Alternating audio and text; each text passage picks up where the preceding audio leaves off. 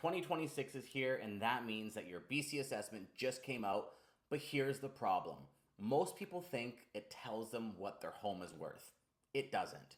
That number is based on old data.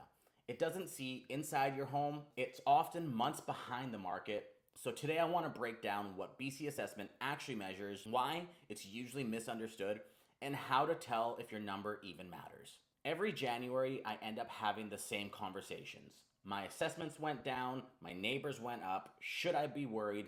Is this what my home is actually worth? Did my home lose value? This year, especially, I've noticed a lot of confusion. I've had people call me relieved because they saw that their assessments dropped, and others stressed because theirs didn't. But in almost every case, once we actually look at the market, the assessment ends up being far less relevant than people think. So let's walk through this properly. First thing to understand is that BC assessment is not a real-time evaluation of your home. Your 2026 assessment is based off a snapshot in time, which would be July 1st of 2025. On top of that, a lot of the sales data that they rely on comes from the months leading up to July. By the time you open up your assessment in January, the information behind it is often 6 months old or even more. In a stable market, that delay might not matter much. However, in a changing market, it matters a lot because today's market is much different than the market that we had in June, July 2025. It also helps to understand what BC assessment is actually designed to do. Its role isn't to help homeowners price their homes. Its role is to create a consistent, standardized way to distribute property taxes across the province. That's why it relies on mass data. That's why it needs to be formula-based. And that's why it can't account every renovation, upgrade, or nuance of a specific property. Once you understand that purpose, the number starts to make a lot more sense. This is the biggest misunderstanding I see. BC assessment does not look at your home the way that a buyer does, and definitely not the way a realtor does. They don't walk through your home, they don't see the renovations, they don't factor in the condition, the layout, and how the space actually feels. I see this all the time. Two homes on the same street, similar in size, with similar assessments. One has an original kitchen and perhaps an unfinished basement. The other one's been fully renovated with a finished basement or potentially even a rental suite.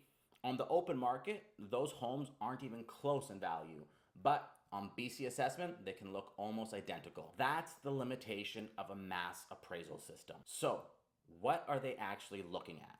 BC assessment appraisers rely on large data sources like building permits, land title records, real estate transactions, and typically they're looking at images from Google Street View to see the exterior of your home. When determining assessed value, they focus on broader characteristics such as location, lot size, home size, age of the home, and then sometimes the view influence. Especially for condos, they do factor in things such as floor level, the view influence. So a higher floor or a better view will often be assessed differently than a lower floor or a unit facing another building. That said, they're still not seeing the interior condition, renovations, layout efficiency, or how well the unit actually shows.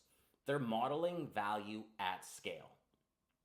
When a realtor looks at your home, they look at it through a buyer psychology. BC assessment looks at it through a statistical modeling.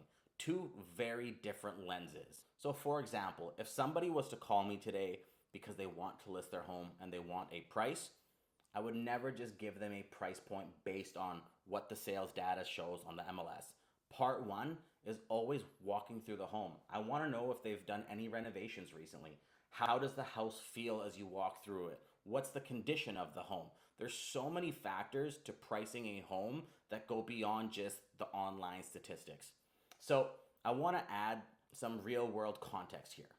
Last year was one of the first years in a while where I saw BC assessments relatively close to sale prices, especially in condos and townhouses. And the reason is simple. There's fewer variables. Units tend to be more similar in size and age. There's less land value to interpret, and the data set is tighter. That said, even in those cases, BC assessment should only be looked at as a benchmark. and not true market value. Small differences in layouts, renovations, exposure, buyer demand can still move real sale prices well beyond what your assessment suggests. Now, let's talk about the numbers that everybody's paying attention to. I want to quickly go over the average BCSS prices from 2025 compared to 2026. So we're going to start with detached homes. In the city of Surrey, they went from about 1,563,000 to 1,464,000, down 6%. City of White Rock went from 1,732,000 to 1,580,000, down roughly 9%. The city of Langley went from 1,310,000 to 1,207,000, down 8%. And the township of Langley went from an average of 1,448,000 to 1,406,000, down 3%. Now, looking at attached homes, the city of Surrey went from 695,000 to 649,000, down 7%. The city of White Rock went from 645,000 to 609,000, down 6%. The city of Langley saw a 5% drop from 547,000 to 521,000. And then the township of Langley went from 761 to 737,000, down 3%. Again, these numbers reflect where the market was months ago, not necessarily where it is today. So here's the simplest way to think about it. Your BC assessment sets the value your property is taxed on. Your city or municipality sets the tax rate. These are two separate things. So even if your assessed value goes down, if your city increases the tax rate, your property taxes can still go up. That's why sometimes people see lower assessments but higher tax bills. On top of that, your taxes aren't just about your home alone. They're based on how much tax revenue the city needs overall, spread across all properties. So BC assessment determines the value. The municipality or city determines the rate. Both of these matter. So if you've looked at your assessment and you feel that it's clearly off, you can appeal it. For example, I have a client who saw a roughly 8% increase while neighboring homes actually saw decreases. This was in Langley. Like I said before, detached roughly went down about 3%. So for them to be up 8%, that's a situation where it makes sense to ask questions.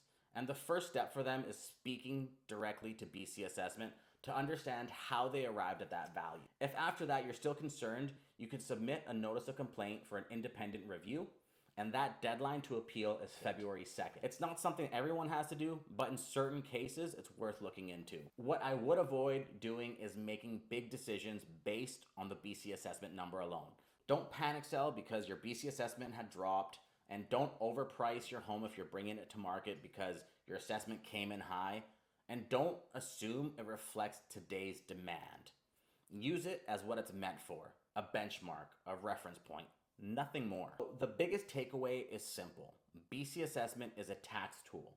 It's not a pricing strategy. If you want to understand what your home is actually worth in today's market, that comes down to current sales, active competition, and how buyers are behaving right now. So, if you have any questions about your assessment or want to walk through what it really means for your property, I'm always happy to have the conversation.